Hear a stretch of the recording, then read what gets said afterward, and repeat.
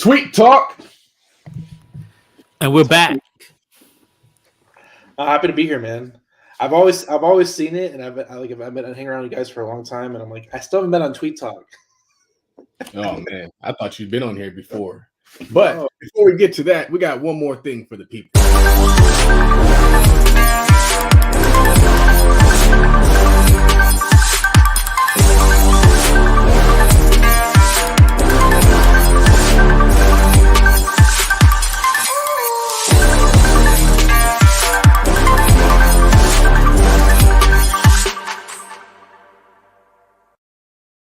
I feel like we used to have one of those for the Tweet Talk podcast. As soon as I get it, I'm gonna upload it.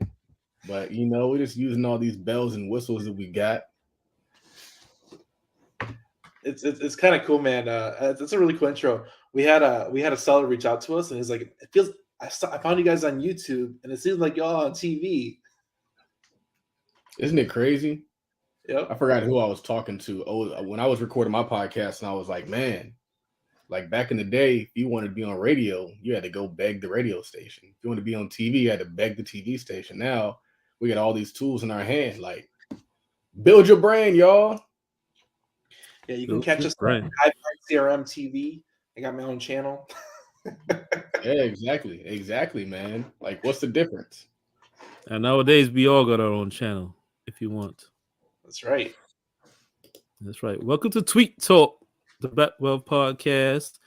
With your people, I am your host, Raphael, along with my co-host, Charles Oglesby III, JD, a.k.a. Todd Millionaire, moving to Todd Billionaire, actually. Here at Tweet Talk, we break down these financial tweets and talk about building black wealth. And today, we got a guest, our guy, Daniel Martinez of the Hive Mind. Welcome, Daniel. Welcome. I'm happy to be here, guys. Thanks for having me on. Is that choppy for you too, or just choppy for me, Daniel? No, everything's good on my side. All right, maybe it was just me then. All right. I only asked because I was recording one of these a few days ago, and when I was adding all like the little scrolling things across the bottom, like I would freeze, and I was like, I don't want that to happen this time. So yeah, looks good, sounds good on my end, brother. How you been, Charles? Been a minute since we recorded. I knew he was gonna ask me that question. When's the last time we recorded, man? It has been a while. Probably 3-4 weeks. Yeah, it probably has. It's funny because you sent me a message here like, oh man, what we're gonna do now that it's football season. And I forgot, like, I just be like having a one-track mind. Because back in the day we were recording every Sunday morning at 8:00. And so, football kind of replaced that. And we had to figure out a different time to make it happen, and we did. But it has been a while. I would just say that I think it hasn't been that long because last time we talked about Dallas. And I think Dallas was like 2 weeks ago. So it hasn't been that long. Well, we did the Instagram live. That's what it was. Right, that wasn't recorded. Live. So just got back from Atlanta. And what was really cool about my Atlanta experience is this time I didn't get an Airbnb or a hotel. I stayed with my grandma.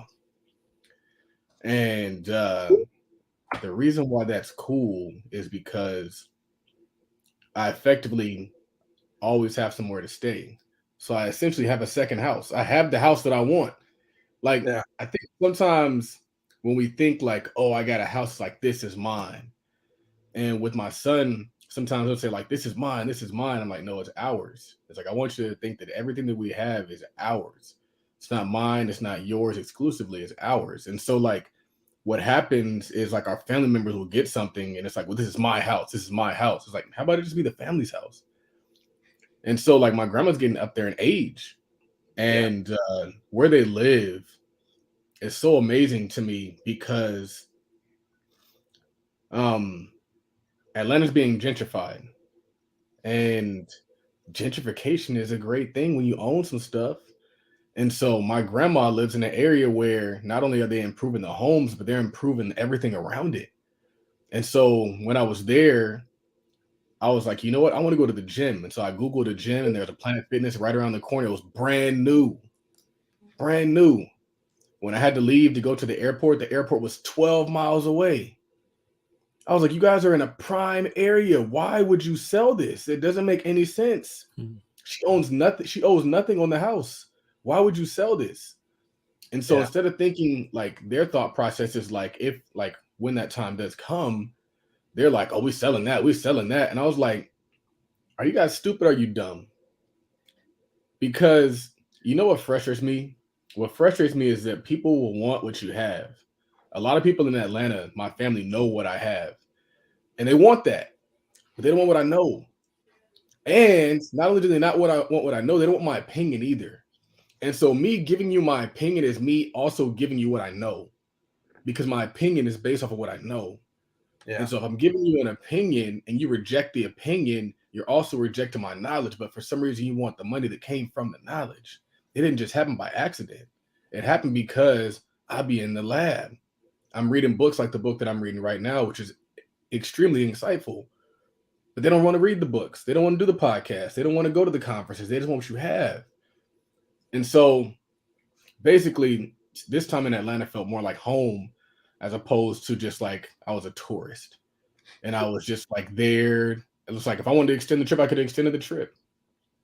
And so that was really cool. And when I was leaving, my grandma was like, you know, this is your second home. This is your second home. If whatever you want to come back. And so it makes getting to Atlanta easier. But what's so dope about being in Atlanta is I am so productive when I'm there. And so I landed on a Saturday or Sunday morning. The game was Sunday morning. So I landed at 1 o'clock in the morning, got situated around like 2 o'clock, 3 o'clock in the morning, went to sleep, woke up, went to the football game. After the football game, I was going to go see my family, but they were occupied with some other things. My other family, my uncle and his kids. So I woke up that next day and I went to go look for the barbershop truck. So I went out there, talked to the people, and kind of found out that it's not there. And I was kind of going back and forth with that. But I realized like it's so difficult to like a lot of the reasons why certain things fall through is because I'm not there. And so then I called the other trucking company, and I didn't even find out that the people who were working on the truck, their location was 20 miles away. I was like, why would we take 20 miles away when there's probably something around the corner that could work on this truck? So tracking that down, and then ended up getting back that day. And once I left looking for the truck, I shot back and recorded 5 podcast episodes back to back to back to back to back. It was a marathon of a day, but I know I'm getting high quality content. I'm getting TV channel level content, high quality video, high quality audio. And I was thinking, I'm chopping this up into so many different clips. I was like, we always talk about chopping it up into Instagram clips, but like, no, I'm taking episodes, I'm turning them into micro episodes. So now you're going to see my 10-minute segments on there. So every podcast is going to be broken up into segments. And so now I can take those 5 interviews and conversations and turn it into 20 pieces of YouTube content, if not more. Yeah. And so like that's the productivity that comes with being in Atlanta. Is like I can just crush it while I'm there. So now I'm decreasing the cost that it requires me to be there, but I'm also increasing my productivity, increasing my connections, increasing my access. And so that's the next level of business is Atlanta. One thing I really want to hit on is I think a lot of people they want rich man's money, but the true people out there that understand the wealth they have is the information. I think a lot of people chase the wrong thing. So if you chase the information versus the money will come. On that note, Daniel, let the people know who you are and tell us about HiveMind. So I am Daniel Martinez. I am here's my 30-second spiel. I used to be a truck driver. Used to load trucks with a forklift. Became a truck driver in Atlanta, so I know Atlanta pretty well. And got into real estate after that. And then now I do software, real estate, data, a little bit of everything, PPC leads, a lot of online businesses because I heard the value of replication and scalability. So I'm not in the physical products business. I'm in the digital products business. That's what I do. That's cool. I think you may be the first owner of a SaaS company. Would you consider that? It's a SaaS. Yeah. So for those who don't know what SaaS is, I'm not talking about, something that talks back to you. SaaS, software as a service. Software as a service. Yep. Tell the folks a little bit about what HiveMind can do for them. So I love HiveMind because a lot of things that I struggled with when I started getting into business and real estate was my pain points of a CRM. So HiveMind is a CRM and it has emailing, texting, web hosting. Just a new feature that just came out was a course app ability. So you can get on people's phones directly with your own white label app and connect with your audience directly. So we're building more courses and releasing that to that platform to hopefully connect directly to people's phones where they see us top of mind, right in their home screen. And that's the ability of getting in front of people in different ways, because a lot of people a lot of people like communicating in certain ways. Like me, if you call me, I'm not answering my phone. It just doesn't even ring because that's the life I live now. But if you contact people through email or text, you're gonna reach me better that way. So for everybody trying to call me, I'm just not gonna answer the phone. I don't care who you are. So whenever you're doing whatever business you're in, you always have to do multiple forms of marketing to connect with potential whatever business you're looking for and convert that business into money, which is what I do. Where we've had 15 clients at 6-figure months, and we haven't even hit 2 years yet, and all those clients have not been with us 2 years. So we have like 2 or 3 millionaires probably coming up at the same time off our software. So we're excited about that, and hopefully making a change in the community and driving good business and good business practices, and hoping making a difference, I think, is a big thing. That's cool, man. That's cool. How long has HiveMind been around? We launched February 2021 during the pandemic. It hasn't even been 2 years yet. We'll hit by the end of the year. We'll hit like $1 million in revenue. So End of the year. That's like a month and a half. Okay. yeah, right now we're like 860 in gross revenue since we started in February. So it's been a interesting journey, and then we're doing real estate as well. So it's just leveraging that side of it and educating people on the basics of real estate and helping them do bigger deals, because that's our niche is. So we're doing $1 million land deals. So we're helping people do that as well with our $1 million mastermind, and it's just helping educate people and doing a lot of good things in the community. That's cool. That's cool. That's cool. Gotta get some SaaS, Charles. Gotta get some SaaS. The SaaS business, you're muted, Charles. You're muted, Charles. The SaaS business. I was going to ask how I can get in. How can I get into the software as a service business? The technology has changed so much, so much. I think it's just listening to where needs are being fulfilled at. Well, the craziest thing about HiveMind is I'm not the creator of it. It's just a third-party platform that I'm leveraging and built on my own features on top of it. So there's other products and services that you can essentially jump in as a SaaS. I think there's even like there's a guy that he worked for Microsoft, and I don't know his name. I'm sure you can Google him. He literally worked for Microsoft for years, and then eventually started creating Chrome extensions. And he's literally a one-man business selling Chrome extensions at 99 cents, and he's worth millions of dollars just generating revenue off of creating Chrome extensions. Or him working for the job for Microsoft, who knows what they paid him, but now he's leveraging that the coding and creating that replicatable product that you can sell to the masses. Even down to the fact where, like, I read an article yesterday that there's a girl on TikTok who blew up recently, that she's doing 6 figures a day just off of Excel and Google Sheet education and like micro courses. So there's a lot of opportunity out there in the technology space that people are looking for more information, more knowledge. They're looking for stuff they can use to master, whether it's coding or Python or stuff like that. They're looking to master whatever the technology space is. And I think with like Web3 and with crypto, there's a lot of opportunity in that space, especially with like replication and online, which is like a huge thing that wasn't even around 30 years ago, that has opened up for our generation to really leverage this technology. Yeah, man. I don't know if you answered my question.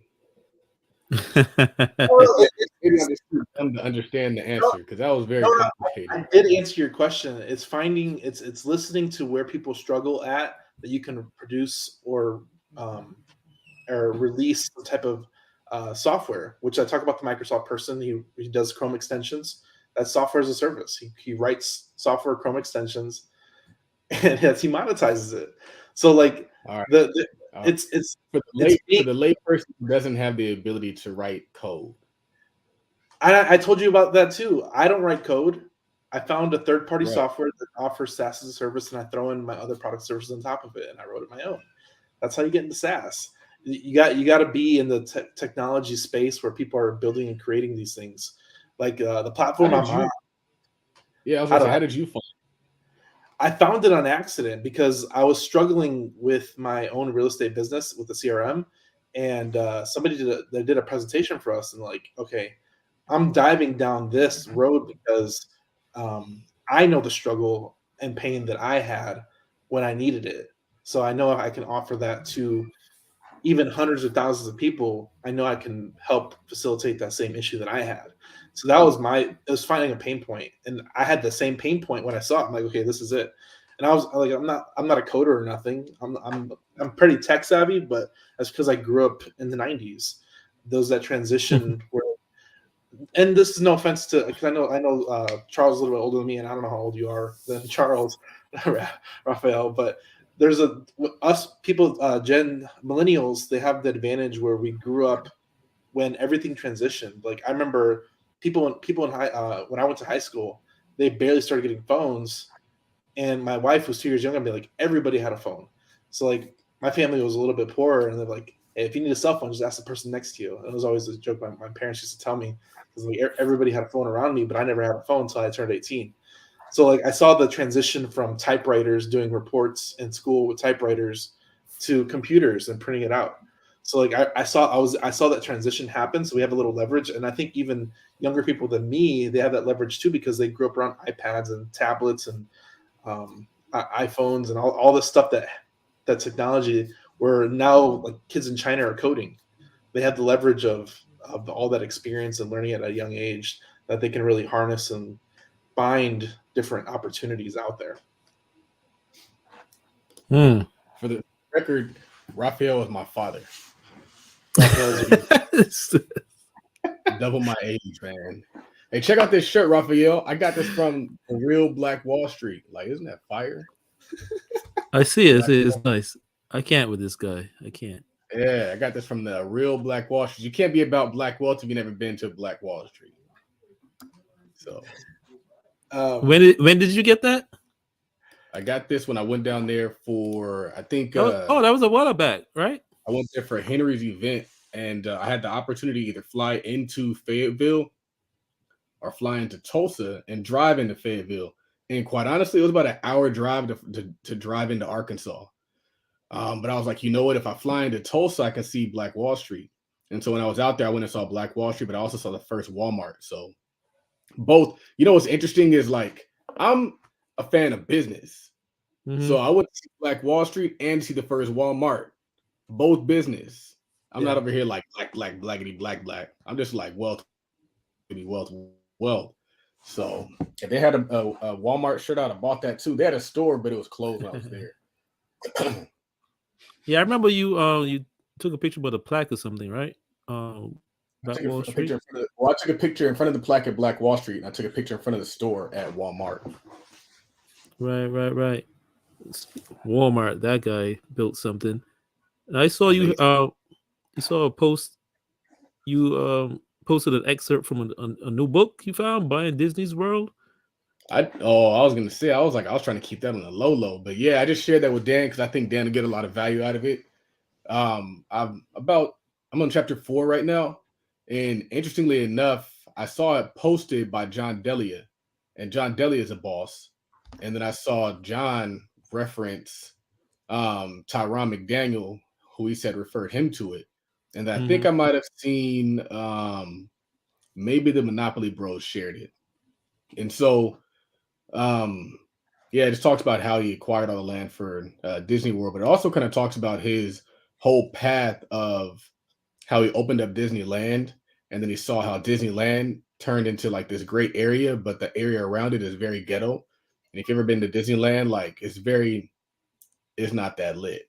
Like liquor stores, motels, like there is some nice stuff around there, but there's also some ghetto around there. And I think it's improved over time. But like when it first opened up, it wasn't that great. And so he was like, you know what? This next time, I don't want that to happen. He said, I don't just want the land for the park, I want the land around it. And so I just think it's cool to see how his business and his mind evolved. And I've already taken some gems from there. He was talking about how the only way to really understand if like I want to get the direct quote, but essentially he was saying like the only way to understand if like your idea is lucrative is to take it to market. Yeah, I saw And you said there's really only one way to find out how he would fare. He had to jump into the marketplace and see what happened. right. And so he was always taking risks and he wasn't always rich. And so they talk about how like when he was building his business, he was scraping by, he was like spending more money than he had to invest into his projects. And then certain things started to take off and they had some success in other areas and that funded other things that they were doing. And then also just like the whole Mickey Mouse concept, like I watched a documentary on Walt Disney a while back and they kind of said like he had tried to acquire another character before that. I don't know what the character was, but he tried to acquire another character and I guess it didn't work out, or maybe he even launched it and it didn't work out, but then he like stumbled upon Mickey Mouse. And so a lot of this is luck, y'all. Like as crazy as it sounds, like a lot of it is luck, but you got to give yourself a lot of opportunities to get lucky. You can't do that if you're not putting a lot of things out there. And Yeah. so even with me taking my podcast and breaking them down into 5 different clips per episode, I'm like, you know what? One of these is going to go viral. And that virality is going to blow this channel up. So I'm going to give myself 20 opportunities to go viral instead of just one per episode.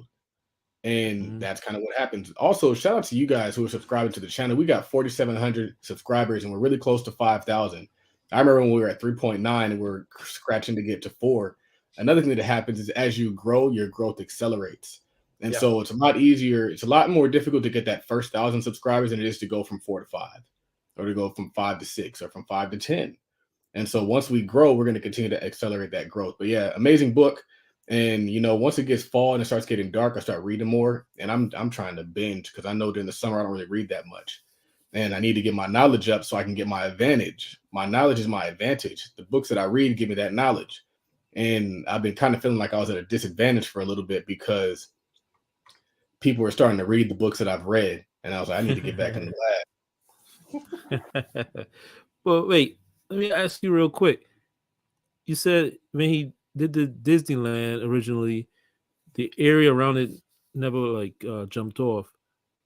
Why do you like based on what he talked about in the book or your own personal opinions? What do you think that is? I think it's because, well, part of it is people knew that he had something, but I don't think people had the same attitude of excellence that he had. They just wanted to make some money. And so I think this happens with a lot of things. Probably happens with options courses. Is you launch this options course, and then everybody else is like, "Well, shoot, I got an options course. I got an options course. I got an options course." And they just start gathering around and kind of like polluting the community. And so one thing that Dan has done is he's held his idea close to the chest. He won't tell you how to do what he did, and he's supposed to do that. I think sometimes as Black people, we be too giving and too sharing, and by sharing so much, we lose. Anybody else would be like, yeah, all you got to do is go here, here, here. And next thing you know, you got 50 hive minds out there. And now hive mind ain't hive minded. And so I was on a Clubhouse call today, and it was people were talking about Black issues. But I looked in the crowd and I saw Grant Cardone there. And I was like, it's kind of weird that we're like talking about all the things that Black people like, the stuff that we would like have like, oh, Black people can't work together and Black people can't do this. And it's just like we're having this conversation on a public platform in front of everybody instead of taking those issues in-house and discussing them, kind of like the Kanye Kyrie thing. Kanye maybe has some valid points. Maybe you don't got to share them all over the fucking internet like that. Just maybe you don't put your shit on Twitter. Maybe you just like share it amongst your people on the low so they can learn the information, which is what you want, but you don't put a target on your back. And so I would say like that's kind of what happened. And honestly, that's why when Disney bought up Disney World, they went on the low. They did Yeah. a lot of things to make sure people did not know why. Because if they knew, they were going to hike up the prices and it would make less money or they'll be gouged. And so you got to do stuff on the low. You gotta real G's move in silence. Real wealth builders move in silence. Like if you really like, that's where I'm at now. That's why I kind of didn't want to share the excerpt from that book. And I'm kind of mad I did that, but very important to be silent. And I So, think once you get there, you're less inclined to want to share as much. Like I don't really tell a lot of people certain things. Other people tell people things about me. But now I got to make sure that I don't tell even the people who might potentially tell people. Just got to keep everything on the low. so a lot of I don't mind sharing. Like I tell people that it's a third party platform and stuff like that, but it's people won't take action. I mean, there could be 1,000 people that listen to this call, and only 10 to 20 will actually like, oh, what is he talking about? Let me dig a little bit deeper. And other people just they don't care to look to do due diligence. So sometimes, like for me, like there's some things I still keep to myself and it's knowledge that I've learned over time, but a lot of it, like I freely give because it's really out there in general. And me saying it might stick into somebody's head that one time. And like so, there's a lot of things like I say this a lot is that some things you're not ready to hear at that time, and it just goes over your head. You don't have the understanding to comprehend what you just heard, but you might come back to that same conversation, or you might hear it in a different way a year later, and you're like, okay, I heard that somewhere else on that podcast, and it makes sense now. And that's where like understanding comes in when you hear it a couple times. Yeah. Now, Danny, you're a part of the Talk Capital Mastermind Yes, for a yes, I while am. now. I know you. One thing I tell everybody is like Daniel. You don't have to worry about Daniel taking action. Like say something, and Daniel's doing it before he gets off the call. Almost like forget it. Charles, you had a tweet where you were saying y'all be hearing information and waiting for it to make sense. The fact that they are successful in saying it makes sense. And boy, Daniel's a believer. That's very true. And I think that's why like people will hear somebody successful say something and they'll reject it because it doesn't make sense to them. But it's not going to make sense to them if they're still on the ground. If I'm telling you that there's clouds up here and what the top of the clouds look like, and you're on the ground, you're gonna be like, that doesn't make sense to me. But you ain't in the plane to even have that opinion that the clouds don't look like that. Like, it's frustrating to me because like I'm in the business of homes, and I still got to debate with people who bought one home in their life, two homes in their life. Yep. That doesn't make any sense to me. And so I think that tweet was in reference to LaRussell and the pay what you want model. And I'm not sure if I got pushback from that, but I think that what I was trying to explain to people is you might not, it might be a completely foreign concept, paying what you want. But all you got to do is look at what is achieved using that strategy to know that it's a solid strategy. You don't have to understand it. And it's something that I've said before, even with following what Chris does. Like, you don't have to understand what Chris is doing, and you won't understand what Chris is doing until you're doing what Chris is doing. And that's why Dan is ahead and why Dan doesn't have a college education, but you would think he does. Why? Because he takes action. When you take action, you learn. And you learn at a lot deeper level than somebody who just reads books. You learn at a lot deeper level than somebody who just like is passive and is just waiting. Because the action is going to refine you, it's going to grow you, and it's going to make you better. And so much so that he is actually further advanced than a lot of people through using VAs and automating certain things and the different things that they have Hivemind do.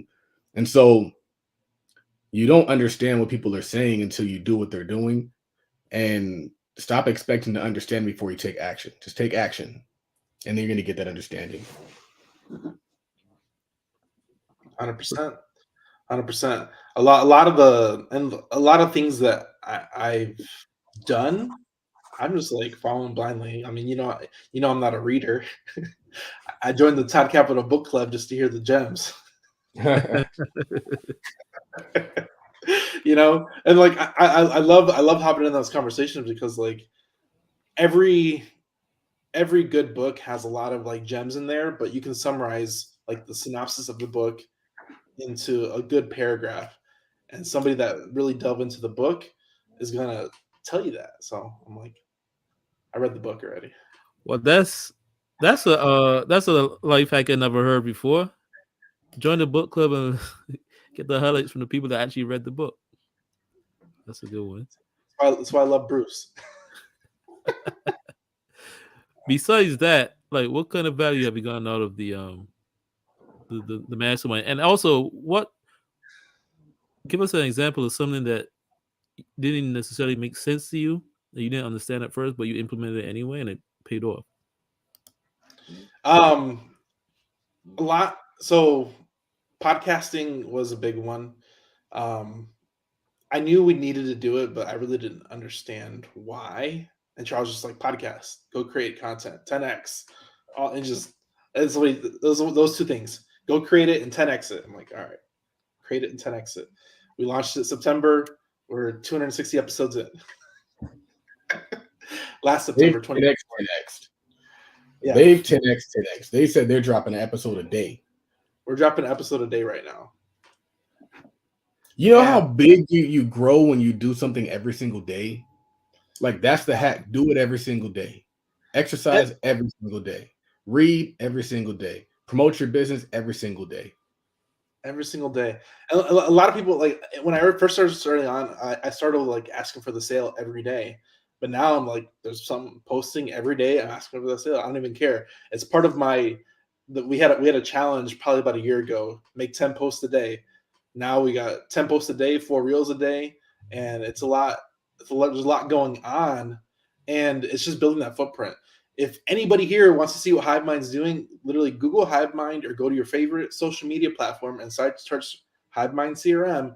I guarantee you're going to find something there because I put it there on purpose. It was there intently, and me and Anthony talk like putting out a wave of content.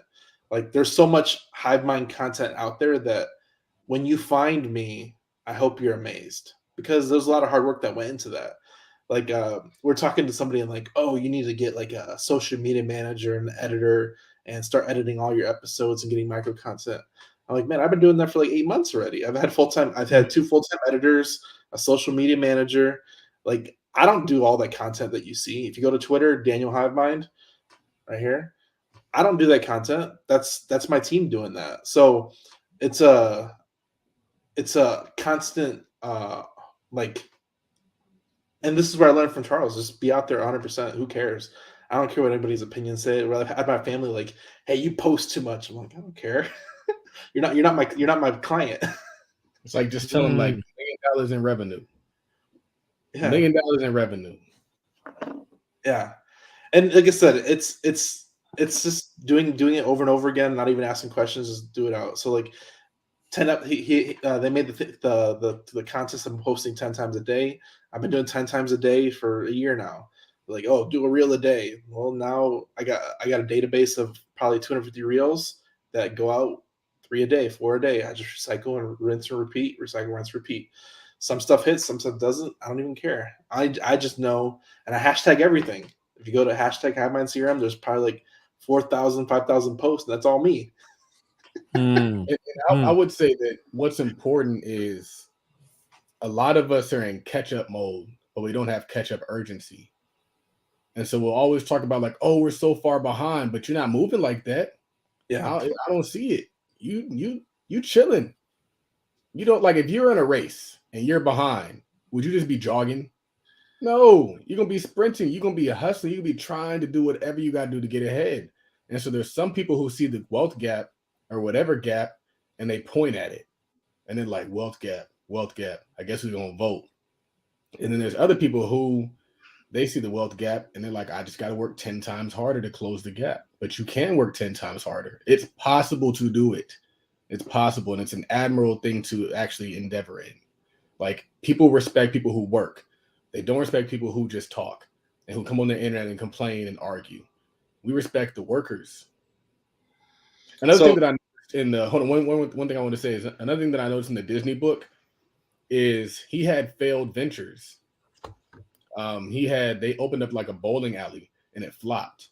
And this is after they opened up Disneyland. They're trying to find something else that could pop hard. And so they're like, all right, well, bowling's hot right now. Let's open up a bowling alley. The bowling alley flopped. They ended up selling it. And what I realized is people don't remember your failed ventures, but they do remember your successes.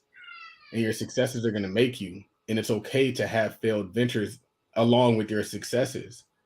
And so I just thought that was really interesting because he was already successful, creating movies, and he still had a flop. He still failed at something and lost money in it. But a lot of people, they get so caught up in like the potentiality of failure that they never try anything. They just never do it. They're like, I don't want it to fail. But like, what if that failed? What if he even learned something from his successes? He learned that his success, he didn't improve enough. Like, that is fire to me. One thing I'll say too is that I think a lot of early entrepreneurs, they think of it as a business. They think of it as an employee and not as a business, because they think if I work 40 hours, I should get 40 hours of pay. And in entrepreneurship, it's not like that. You have to do weeks, hours upon hours, and days upon days without getting paid, and just hope you get paid. And a lot of people, and it's a trend. You have to like think of it as a long-term play. So if you're in a solopreneur, or if you're an employee that wants to venture into entrepreneurship, when you work 40 hours, you're not going to make whatever your rate per hour is once you turn into entrepreneurship. It just doesn't happen. It doesn't work like that. You have to work maybe weeks, years and years, get paid nothing, reinvest all your capital, reinvest your capital, just to build that business to where there comes to a point where you grow that business so big where you get paid for all that time you worked previously without getting paid. And it snowballs and snowballs and snowballs into a giant wealth thing that you created. But you had to like flip your mindset on that if I work 40 hours, I'm not going to make 40 hours of pay right now. I'm going to get 200 hours of pay 5 years from now. And I have to realize that my pockets ain't just caught up yet. So you got to put in that work early on, over and over again, till that pays off. And a lot of people are willing to put in the work. Now, you said, Charles, that you shared a clip. I'm not sure where it's from, but you said something about we struggle and then teach our children to struggle. Man, one of the best podcasts out right now that I really listen to a lot is the Secret to Success podcast with Eric Thomas. It used to be very terrible, and now it's high quality content.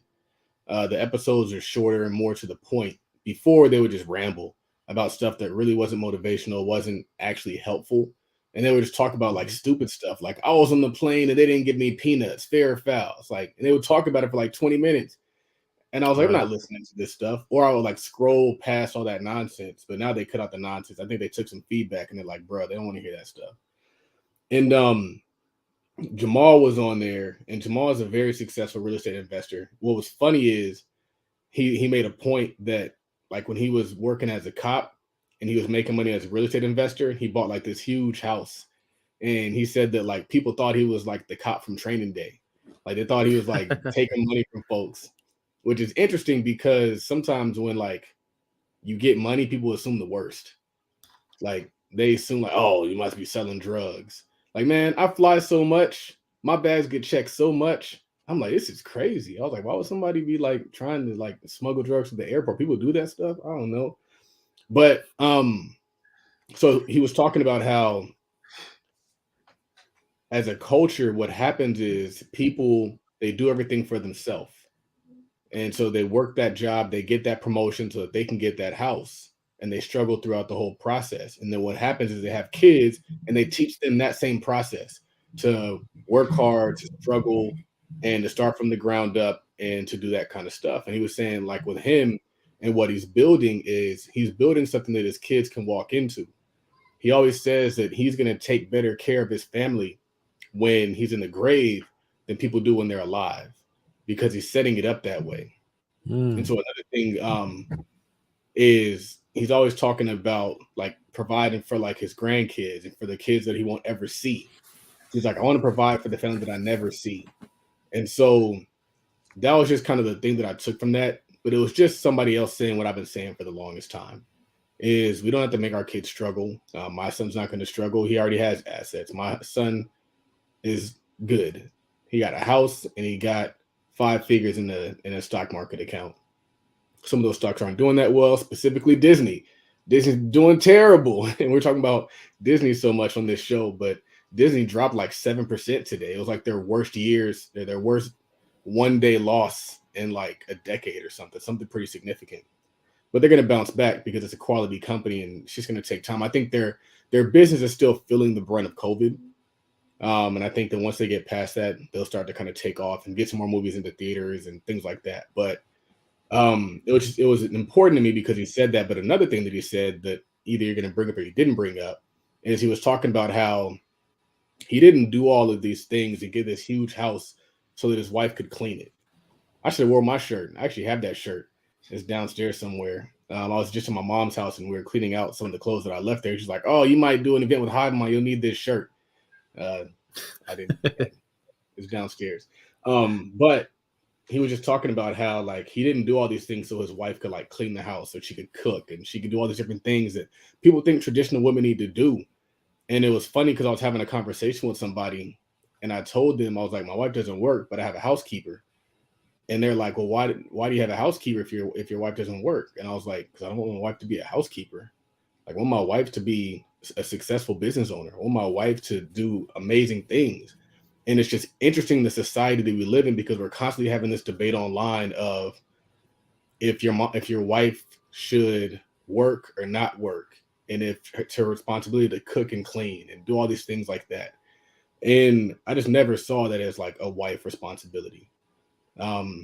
As crazy as that sounds, and a lot of people say, well, that's what my mom did. Well, that's not what my mom did. And so if we're just going to use our family as the foundation, then we can go tit for tat on that. I think what we need to do is we need to look at the environment as it exists now and come up with a plan for us to win together. And I don't think we're doing that. I think we're just coming up with a plan to take advantage of one another, to get the most for the least, and we expect that to be lucrative. And I don't think it worked. Actually, I know it doesn't work because if it did work, folks would be married and happy. But they're not. They're on the internet arguing with each other. So that's that. So I'm really glad you shared that because I showed it to my wife too. Because I know our wives feel the blunt of housekeeping and taking care of the kids and all that stuff. And I when you shared that video, I'm like, I want this for you. That's cool. Well, let me ask you, then back to the original tweet about we struggle and then teach our children to struggle. Like, how are you like trying to break that cycle? Because you say you struggled when you were growing up too, like you were poor. Have you really given any thought to it, like intentionally, or no? Are you talking to me? The Daniel, like, I know you got kids. So a lot of, and this is where I talk about this all the time. Like, I'm a second generation immigrant. My dad crossed the border to Mexico, and my dad taught me when I was younger. He's like, work with your head versus your back because you can only work so long with your back. And my dad was testament to that because he really didn't know any other way how to make money. Like he has like a second grade education. Like my dad didn't know how to read English till my brothers went to school. Like he didn't know how to write. He didn't know how to write in English at all. So it was one of those things where like you have to take the privilege, even if it was a struggle privilege, you take that privilege and you build upon it because a lot of people people grew up with two families in the household or single moms. Like you either take that internally and say boohoo me and my family, or you take that as gasoline and you pour it on and like I'm gonna make a better future for my family. So it goes one or the other way. Like I think Anthony talked about this too. Is like you either have excuses or I forget his quote, man. It was such a good one. It was like either succeed or you have excuses. You can't have both. I think that was the quote. So there's a lot of leverage you get by everybody has their story. Like everybody has struggled at some point. You either harness that and build a better future for your family, or you don't. Right. Now you touched on it a a little while ago, Charles, and you talk about this all the time, but you had a tweet where you said, build one successful company together, and then once you are all rich, branch off and do your own thing. Yeah, I was referring to the PayPal Mafia, and I saw this diagram of like the PayPal Mafia and what they all own now. Mhm. And I wish I could find it because a lot of the things that they own now are things that people really know about. And I think what's interesting is it's I think for some reason everybody wants to be selfish and hoard all the money to themselves. And so they're like, I'm the billionaire. And I think it's because what we see is like an individual billionaire. We see like one billionaire, Jay-Z, one billionaire, Kanye West, one billionaire, LeBron James, and we don't realize that there's people out there building companies and everybody becoming a billionaire. He's a billionaire just because he's a CFO or something. He's a billionaire just because he's a founding partner, not the founder, the founding partner, or an early employee who got equity in the company. And they're very wealthy. And so what's interesting is it's possible to build one project and everybody become rich. And we take the employee mindset into everything because that's all we've ever known. All we've ever known was mine, mine, mine, mine, mine. And that's why the word mine probably ain't going to be used in my household very much. Everything is ours. Everything. Because we're building this together. We're doing this together. And I was talking to somebody, and it was actually on the mastermind call this morning. And we were talking about how Jay-Z said that why do Jews have all the money in America? And he said credit. And I think he said credit because he didn't want to get really hated on by the Jewish community. But the real reason why they have all the money in America is because they work together. They work as a union. They work as a family. And I always tell about the last two businesses that I worked for were both family businesses. Actually, the last three companies that I worked for were family businesses, and one of them was black. And maybe that's the reason why they were effing successful, because they worked as a family and as a unit too. Where the dad worked there, the mom worked there, the kids worked there. It's not just a white or black thing. These are principles that translate whatever you look like. Working together makes you succeed. And then once you're successful, you can branch off and do your own thing. But get successful first, get rich first. Like, get rich before you try to be an individual. We're out here being individuals and wonder why we're struggling. Like,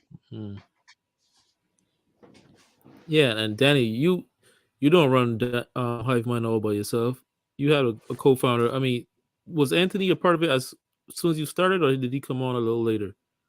No, he's always been at the start of it because there's two different sides of the business. There's a software side of the back end side of actually doing the outreach, and then you have the sales side that actually converts to sales. So it's leveraging 100% of it. One thing I want to say about Charles's thing is that I watched a documentary about Kevin Hart a while back, and he has all his friends that work with him, even like his best friend, like is like his workout trainer. So he's on payroll to have him keep him healthy, and keep him in the gym. So he goes to the gym at the same time every day, where he has his friend on payroll. One of the big things that I'm doing with I'm getting to a point right now where we're hiring, and I'm looking to hire on my family. And that's a big thing right now. It's just to build up that unit 100% because the your family wants to see you succeed for the most part, and you only need one business to succeed. So if one family member, and this is something I don't know if my brothers will ever hear this episode, but like when COVID hit, two of my brothers were up for, if you don't get a shot, you might get laid off.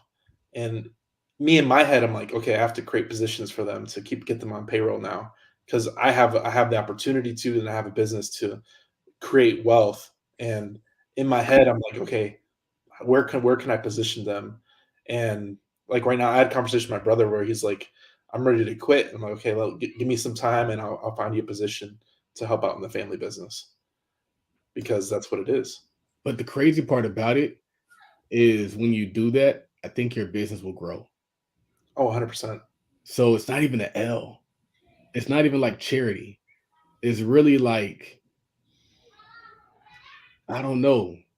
There's like people that live together for such a long time. They're in sync in their patterns. Like They do the same things. They talk the same. They have the same accent. Like when you live together for so long, you harmonize. Mm-hmm. And I would And, say what's interesting also is that like your brother has way more value than you can pay him in salary. mhm. And it's like, would you rather that value go to somebody else's business or to your family business? It's kind of like when I went to Atlanta, when I stayed with my grandma, I paid her to stay there.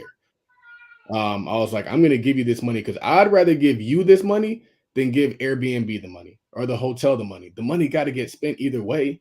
And then you can use this money to either make your life more comfortable or you can use it to pay down your mortgage. And if I go there and I stay there every other month and I'm making a payment on her mortgage, I'm going to help her get that down. But I'm also creating value for our family. Like there's no loss when you do it this way. And so the like I share that because the same principle of bringing your family's labor into your business is just like what happens when you pay rent to a landlord.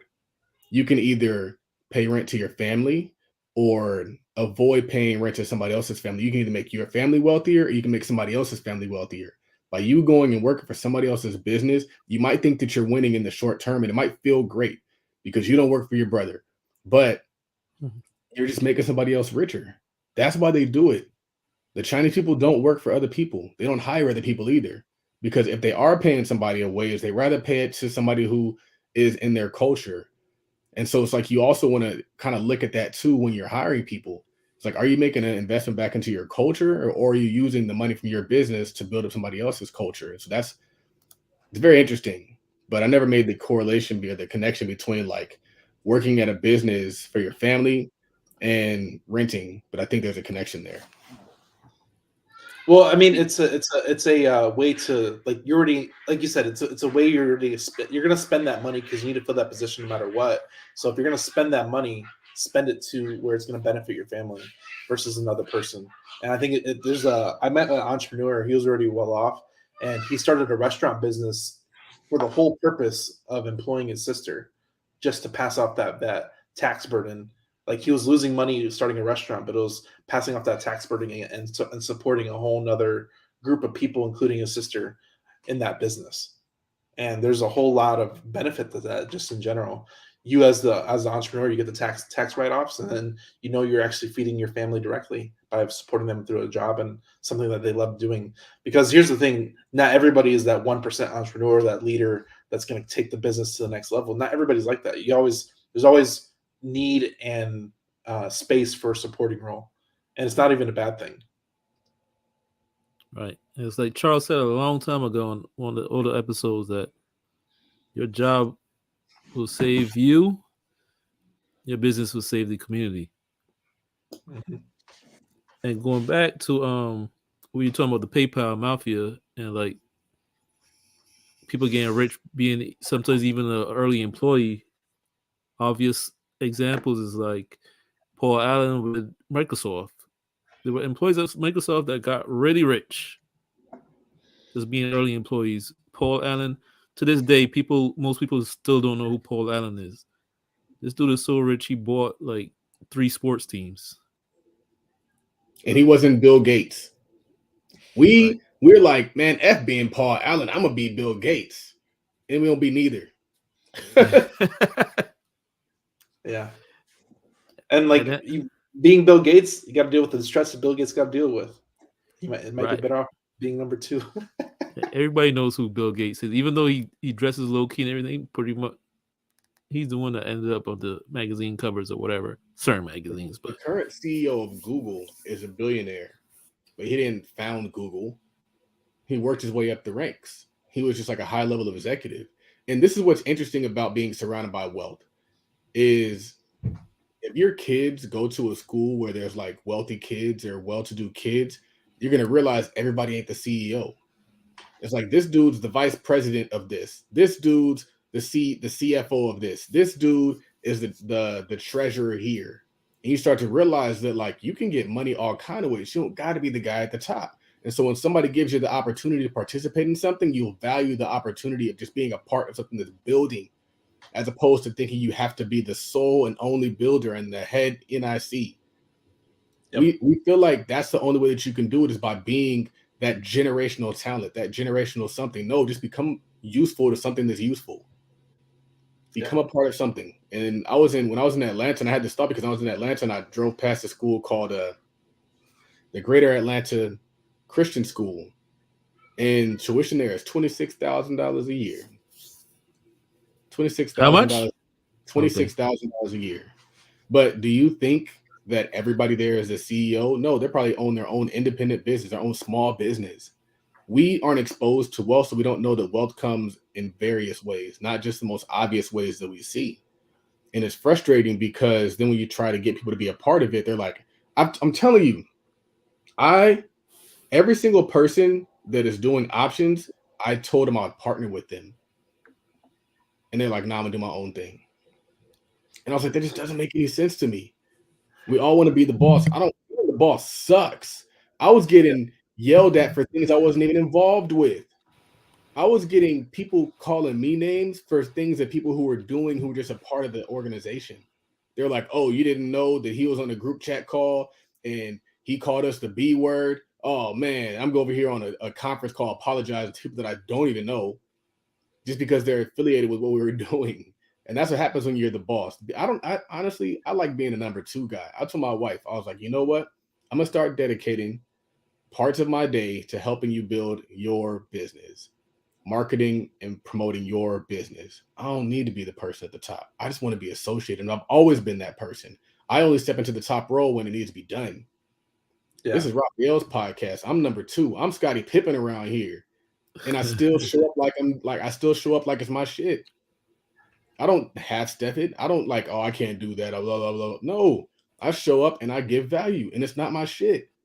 And we need more people who take on that mentality. Being a part of something great makes you great. You don't have to be the person who built it. You don't have to be the person at the top. I really want to correlate this to real estate. So, and business in general. A lot of people that they want to carry like the sales hat and the marketing hat. No one could be the best salesman like me. But business gets easier the bigger you get because you pass on roles and responsibility, and it shares the burden. So think of this like people that love like multi-million-dollar deals and multi-family deals. There's 5 bosses that make that deal happen. There's a private money guy. There's a person that found the deal. There's people that is going to manage the deal. And there's going to be there's going to be like multi different facets that are going to a part of that transaction that make it work. And real people that do big business, they work as a team and they do it. They harness their skill. So Raph has a skill. Charles has a skill. I have a skill. We all don't have the same skill per se, but if we all group together, we can do something big. And do something big and at a big scale. We can do. That's why I'm going to work at HiveMind, man. Hire me. I want to work at HiveMind. And this is where and you don't got to pay me. I'm not saying pay me a salary. I just want to be associated because I know what it's like. I talked to Anthony about this, and like for everybody that hangs around us, we're gonna find a position for you because we want you to be a part of it. Because you guys, I mean, even Charles, like you helped mold us to the point where we're at. I don't know exactly where we're going to fit you in, but we're going to fit you in somewhere. We'll figure it out. And this is where like, and this is where like, I don't know where I'm going to put my brother in, but I need to like have that conversation and figure out where his skill set is. And like, okay, I have this position coming up, and when I need you full time, or you can quit your job and I can put you on salary, this is where you're going to be because I already know where your skill is at. So it's leveraging your superpower, leveraging your skill that you might have honed in working at the job for 10 years. You might have honed in, went to college, and you went to school for that you never even leveraged it again. Somewhere out there, somebody needs you to fill that position that you're good at, that you love doing. And there's a quote like if you do something you love at the job you love, it's not work anymore. It's enjoyment. You're producing good energy because it's something you enjoy doing. Good people who won't rape you are essential to growing a business. And what's interesting is we always talk about like the rich employees of these companies, and we don't realize that a lot of those people, what they do to get rich as an employee is they forego a higher salary at a place that would pay them that's more established. And they have a big long-term vision. And so what happens is to fill that gap, they give them equity. And they say, we're going to give you shares of the company. They ain't worth much now. But when the company goes public, you're going to be paid. And so you just got to see the vision. And a lot of times what happens is people will see like a young business and they send them invoices, or they want to like downplay them because they can't pay them big bucks in the beginning. Like, oh, I'm not going to work for you for 40K when I can make blah, blah, blah. Y'all broke. Y'all can't pay. Yeah, we are broke. It's a brand new business. Like, that doesn't mean that it doesn't have the ability to grow into something great. And that's why people like Raphael are great. People like Bruce Hill are great. Bruce Hill helps me, and I've paid him sometimes. I haven't paid him other times, but he still shows up and helps. And it helps build what this is. And he's going to be rewarded for that. Yep. You'll be rewarded for your loyalty. People, good people, won't let you help them build something and then just give you the big F you once it blows up. And I think that Daniel and Anthony are good people. But if they ain't, I'm going to have to sue them. Well, if I give them all this value up and it turns to $1 billion company and they don't pay me, I'm going to be like, hey, fam, I'm going to have to sue you, man. But they're going to be so rich, it won't matter. They can pay me. No, I really want to hit on this because it's such a main point. And this is where, like, if you have a skill, you can go to the business world, and if you provide that skill into a already established business, you can amplify that business where you're building in your own equity into an established business.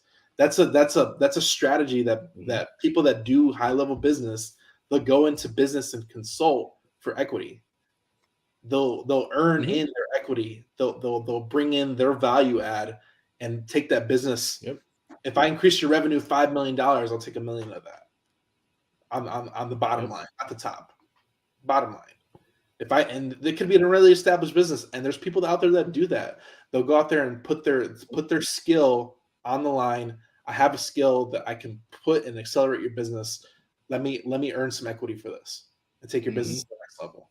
Like, I don't want a salary. I only want to get paid based on the value that I add. Yep, 100%. And if you're a boss and you know the value you add to a business, that's not even a bad play. And the owner of that business is going to see it as a value add because now their business might 5x and they only got to pay this guy 1x. And I'll do that deal all day long. Yep. So and there's millionaires sending their kids to a great school off of that strategy, and their kid knows that exists, and they know they don't got to be LeBron James. Give your kids the ability to know they don't got to be LeBron James to get rich. I saw a tweet the other day about how the 10-year-old got a concussion playing football, and I'm like, I'm taking my kid to the golf course. I think Nolan's going to be on the swim team. You know, and it's crazy as it sounds. Like, I'm not being facetious or like come on, man. There's better things out there. There's safer things out there. You don't have to be like I hate the mentality of, like, basketball and sports is the only way to get out of the hood. Like, come on, man. There's other ways to do it, and there's more effective ways of amplification of your superpower to get to where you want to go. There's ways that if you put your energy into them, wouldn't just benefit you, but they benefit the community. Yeah. Like, why don't we focus on that? Why don't we focus on the things that can get everybody bread and can improve the society that we live in instead of just making music? If I hear one more person say I make music, I'm going to slap them. Like, bro, you don't make music. You're a rapper. That's two different things. You don't play instruments. You don't play no instruments. How you make music? Just say you're a rapper, fam. So we can tell you to stop. Even who are successful at rappers need to stop. Like, stop that.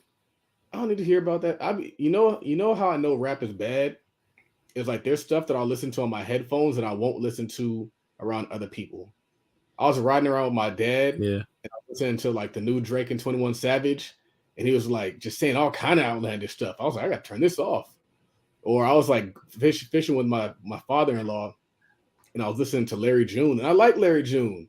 But I was like, man, I got to turn this off. He just like, this is derogatory stuff. That means I probably shouldn't be listening to it in the first place. So rap sucks. Whether you're an aspiring rapper or an established rapper, we just got to cut it out. And the sports thing is crazy. Like, even when my kids were in football, I was like, it's cool that they play, but why are we so? Why do we love football so much? Well, not me. In my country is soccer, which we call football. But anyway, American football is like it's so dangerous in a way. I don't want to scare anybody, but you're getting hit for what? We're putting too much emphasis on putting our kids into something that they could get a concussion or break their body, and then there's such a small chance of making it, and then you make it, and then there's a small chance you gain a million a year. Then you only play for like 3 years if you're lucky. It's like the success rate is so low. Yeah. And even the people that make it, making 10 million a year and then end up broke when they're finished, like That was one it's of the just things that the Jewish phenomenon spoke to is they don't deny that being a professional athlete is lucrative. What they say is that the odds are so low that if you look at it mathematically, it doesn't make sense to pursue it. It's like playing the lottery. It's like saying, mhm. I'm not going to work. I'm gonna just play the lottery for a living. Like that's what it's like. And a lot of people play that lottery and end up with nothing. Mm-hmm. Think about it. There's a lot of athletes out there who want to go pro and never go pro. They had their hopes and dreams on the lottery and they didn't win the lottery Yeah. because that's why I don't play the lottery. The numbers don't make sense. It just Yep. doesn't. That's why I don't gamble anymore. Then it's not in my favor. Do things that are in your favor, not just things that look glamorous and easy. And that's why people would play sports. That's why they rap. They don't rap because they have a passion for rapping. They rap because you get to hang out all day and drink and smoke and act like you're being productive. That's the appeal. The appeal is you can make a lot of money by not doing anything. You can make a lot of money and not have to study, not have to sacrifice, not have to learn anything. Like that's what people are chasing. They're not chasing it because it's really that lucrative. They're chasing it because it's both lucrative and easy. They just want the easy route. And that's what that stuff looks like. It's an easy path to wealth. The funny thing about the sports versus lottery is that with the sports, you can't just the lottery is all luck. It is all luck. But in sports, you gotta work hard. And And get you gotta lucky. be lucky. And you Ooh. could work you could have and the problem is you could have extraordinary out of this world once in a lifetime talent and work your butt off. And then you get hurt and you finish. Or you don't get hurt, but then your career could only last like 20 years, and then you're still young when you're finished. Yeah. Even if you play to 40, you're still young. We celebrate people like LeBron James and don't realize like there's one LeBron James in the entire world of hundreds of millions of people in the United States or billions globally. One. It's like that one video that I posted is he was talking about how like if you look at the NBA draft and how many people get selected, and then also of that draft, how many start and how many have long time careers. But then you look at the amount of kids that play high school basketball and the small number of them that go D1 and the small number of them that even make it to that draft. And so you have hundreds of thousands of kids who are competing for like 20 jobs. 20 jobs. Imagine those hundreds of thousands of people that said, I'm going to do something productive for my community. I don't even care about pro sports. What would the community look like? I watched the video recently, and it was talking about how it was like a corporate job, and they're like, oh, we need you to be an internship for 5 to 6 months, where you don't get paid nothing. And then she's like, well, how am I going to live? It's like, this is a coveted job where there's a lot of people trying to get this position because we're a big corporate company. And then the person just walked out. Like, is this really worth my time to work 5-6 months, even just for a title that doesn't really mean anything? And it's just one of those things where like the time and value, and is it worth the title at all? Because corporate as a whole, they paint and write things to make it seem like a win, but it's not really a win. Man, I was watching something on TikTok, and what they were saying is that the way that they position jobs to people is essentially by giving people what they want, even though it's not to their benefit. And so what they'll advertise a job is, we'll remove the uncertainty of you getting a paycheck. We will ensure that you can retire with dignity or retire at 62. We'll ensure that you can have a place to live. And so people are like, I want all those things. I want all those things, but they don't realize what they're giving up in the process. The uncertainty of income on one hand can look like $0 a day. On the other hand, it can look like $7,500 in a day. And so maybe the uncertainty that you're running from is actually not that great. Or maybe retiring at 62 actually sucks when you have the ability to retire at 35. Yep. And so or maybe having a roof over your head isn't really the goal when you could own multiple roofs, or whatever that might look like to you. And so they promise all these things and they make it seem like it's something that's attractive, and really it's a trap. Big old trap. Job is where your hopes and dreams go to die. Whoa. Whoa. Charles, you said you kind of touched this on already, but you said y'all don't know business, you only know hustle. It's an old tweet. I can't talk about that one. Oh, this guy. Too good for that. Because I don't have the thought. Like, if I didn't tweet it today, I have no idea what the foundation of that tweet was. I just know that I tweeted it at one point in time. So I like to tweet. I like to talk about stuff that I was in the moment of that day. So I'm probably still doing that one. One thing that I tweeted, I'm not sure if you're going to ask, but I said, I'm not voting, bro. So I don't really care. And I didn't vote.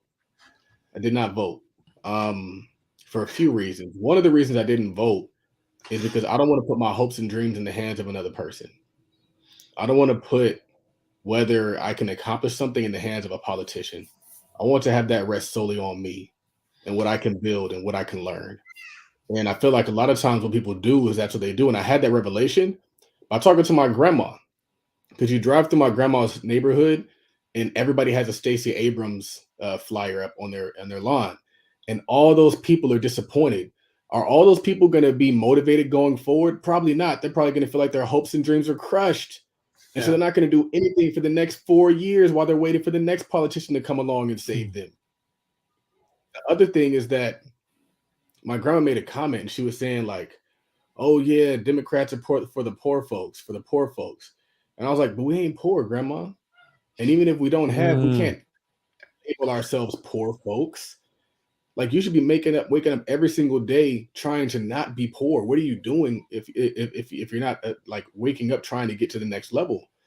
And honestly, I don't really talk about this much, but I had this thought recently, and my dad wanted me to help him buy a house. And my dad honestly wasn't really there for me that much. Like, after I turned 18, he stopped paying child support, and that was it. I was up to fend for myself. And this man wanted me to help him buy a house. And I was kind of conflicted. Because if I needed money to buy a house, he wasn't going to be there. And he'd have told me that. He would have told me, you got to figure out yourself. And the same guy's coming back and wanted me to help him, wanted me to give him $10,000 to buy a house. And the worst part about it is he didn't want to take my advice. When he was getting out of the current living situation that he's in, he didn't want to take my advice. I told him my advice. But no, he was just like, nah, I'm trying to close this deal. Oh, you're not going to help me. And people were mad at me for a few months. They were mad. But I went and hung on my dad this weekend. We kind of got over that. But like, people were really mad. Like, not just him, but my sister was mad. My sister's like, oh, you did that to dad. I was like, how much money you got on dad's $10,000 for his house? None. We're just going to be mad at him. Nevertheless, all the things that I've helped her with. But I think the real reason why I was not really that willing to help my dad is because my dad retired at 50. And he spent the last 10 years watching fucking TV. My dad can tell you every single show. He literally, 50 years old, he has a federal job that paid him a good amount of money to just sit at home. And then he also was in the military to take care of his benefits. He also has all these other pensions that are hidden off. But the thing is you have all this time. Why not go build something? Why not go get extra money out there? But he didn't do it. He just sat on the fucking couch. People don't help people who sit on the fucking couch, even if they're related to them. I'm not going to help you if you're bullshitting. I'll help you if you're grinding. I'll help you if you have a history of helping other people, but I'm not going to help a selfish person who's also lazy. And so, going back to what I was talking about, which is why I didn't vote because I feel like that promotes that. The idea that Democrats are going to come along and help you because you're poor keeps people poor. I didn't want to leave my hopes and dreams up to anybody, but I also didn't want to create an environment where I'm just waiting for the government. So I was like, whoever wins, I'm gonna still choose me. I voted for me yesterday. That's who I fucking voted for. I'm not voting for no person who did. I'm not voting for Herschel Walker. I'm not voting for Caruso. I'm not voting for whoever the mayor is going to be of Ontario. It does not matter. What matters is what are we doing for ourselves? So much so, and what frustrates me is I was talking about how we have all these educated leaders and none of them actually get the ability to get into politics. Why? I don't know. But I'd rather us build our own kind of infrastructure where we can kind of start to build our own thing and have our own leaders within the community. And we're not just looking to whoever the Democrats or Republicans say we can have. Herschel Walker. Like, that's what I'm focused on. And I also just didn't want to be disappointed. I voted too many times to be disappointed. I was like, I don't want to be in here having all like, I hope this person wins and he doesn't win. So, yeah. I have more thoughts. Democrat or Republican, you're creating your own future. That's just the bottom line. And I see this. I see that the same way. And I have like conversations. Like my family does really big into politics too. And I'm like they're not going to help you at an individual. They don't care about the Martinez household in your city. They don't care about you. You're just a number to them. So it's all about creating your own future. 100%. 100%. And it was also kind of an experiment that I was doing. I was like, let's just see what happens if I don't vote this time. I didn't want Joe Biden to be the president. He's the president now. So I'm like, I'm quitting. But apparently that was like, they're saying that's a big thing. Did like, Joe Biden stop you from making money? I think so, a little bit. I know. I know, but like, did he physically like, I'm going to stop Todd Capital Mastermind and Todd? I'm still out here grinding. I'm still out here doing what I got to do. I never stopped because he got in the office, but he definitely made me take a hit on them stocks. Yeah. Well, I mean, it's the wannabe billionaire. You should have brought up that tweet. That was funny. Which one? The wannabe billionaire. Oh, the guy who said that. I didn't see that one. That guy's kind of a jerk. I have him muted because, like, I don't know. There's this sort of like elitism that kind of moves through like Black lawyer Twitter, where they kind of poo-poo any idea that's not theirs, and they'll kind of like even their tweets sound condescending. It's like, how your Twitter sound condescending? And so his Twitter kind of was condescending because like the way he said it is like, I'm better than you. I don't know anything about you, but because I'm a Black lawyer and that's rare, I'm better than you. He don't even know I got a law degree. He don't even know I got more money than him. He didn't know that. He just knew like, this is a Black guy. I'm a Black lawyer, therefore. And so I just thought it was kind of interesting. And that's why I kind of adopted the name Imaginary Billionaire. I was like, I own it. You laugh at it, I own it. I'm an imaginary billionaire. But I'd rather be an imaginary billionaire than a real life forever government employee.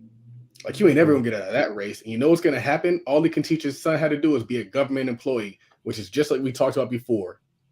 I'm teaching my son to own real estate and stocks. You're teaching your son to be a government employee. You're passing down struggle and the grind and all the things you had to do.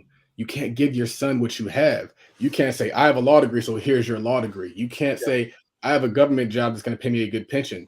And that was one of the things I noticed even with my dad. Like, he has a pension. He can't give none of that stuff to us. As soon as he's gone, that's gone. Yep.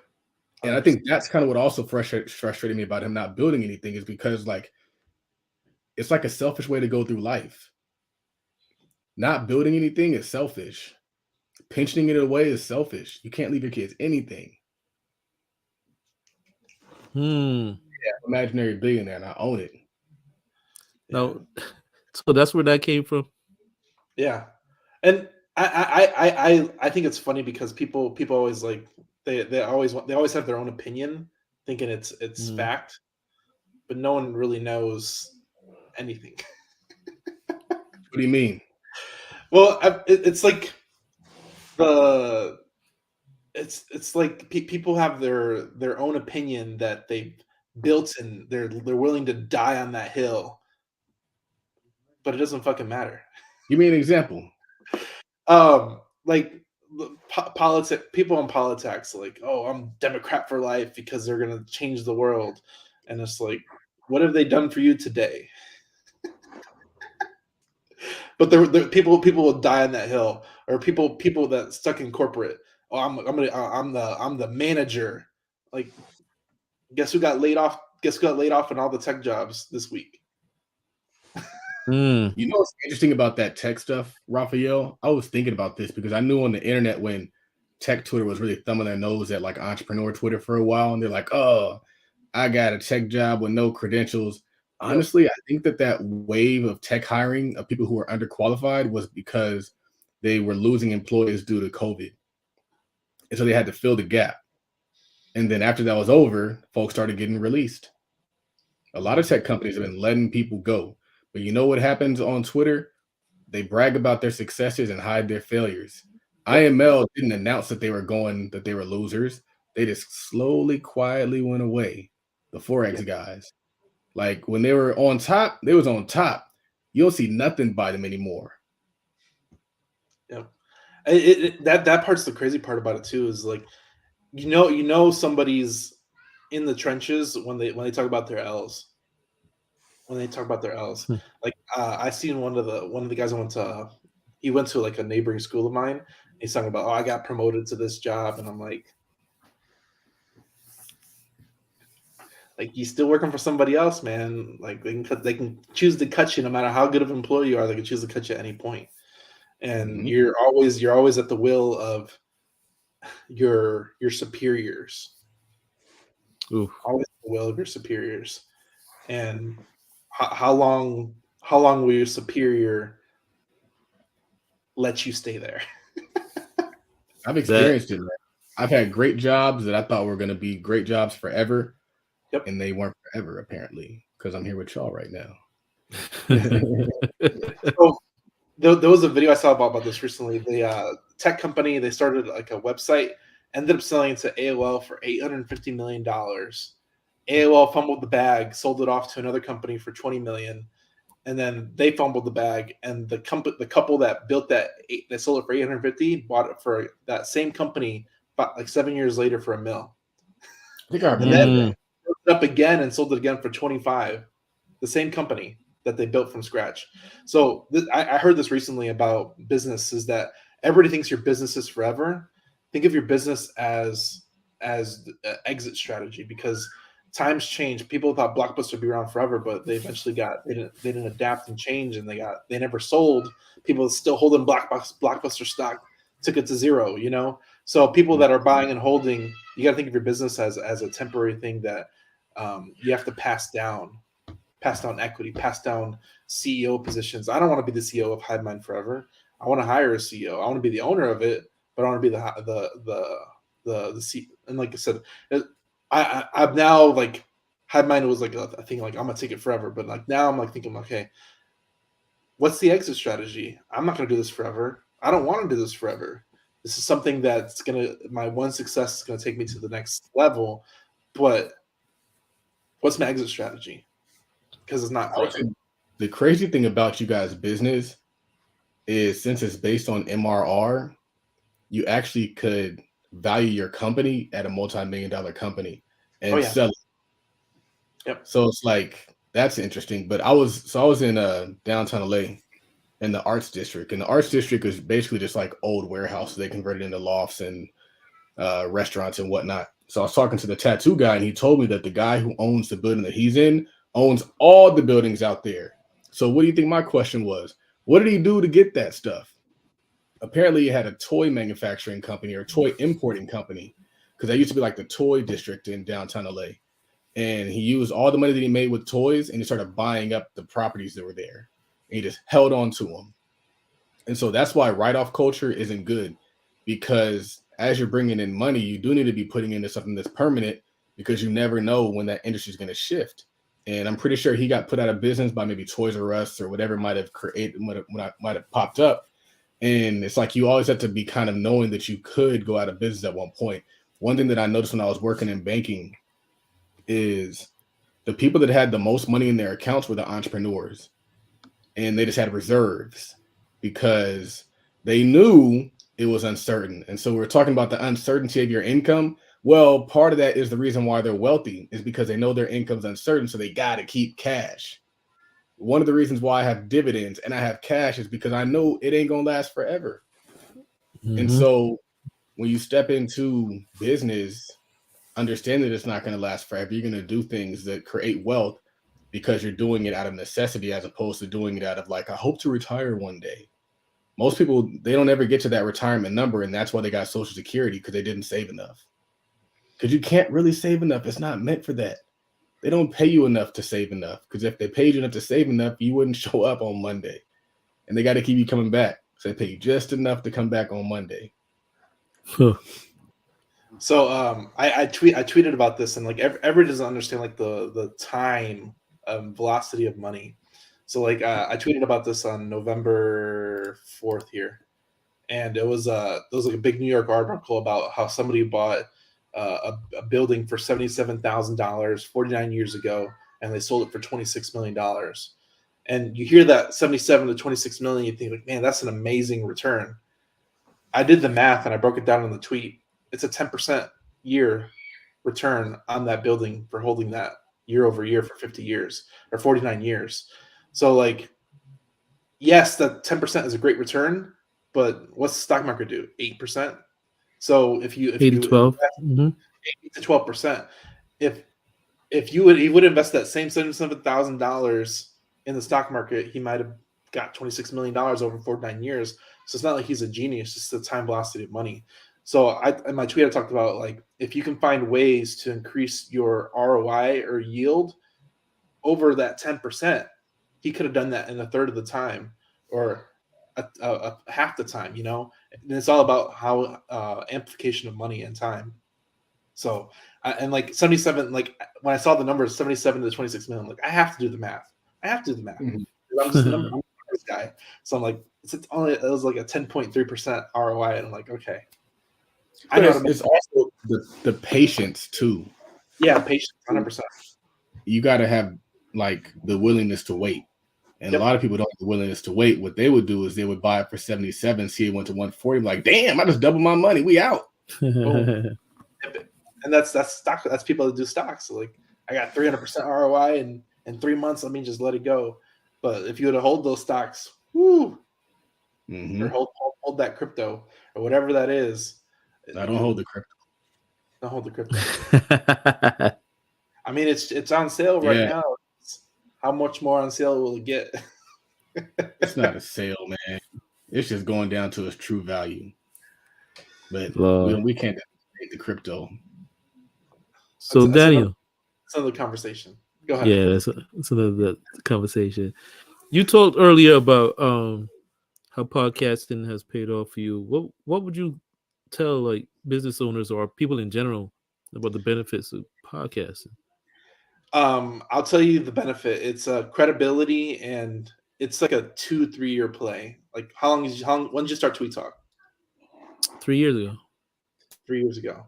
So you really don't see results till 2-3 years into the game, and it's a long-term play.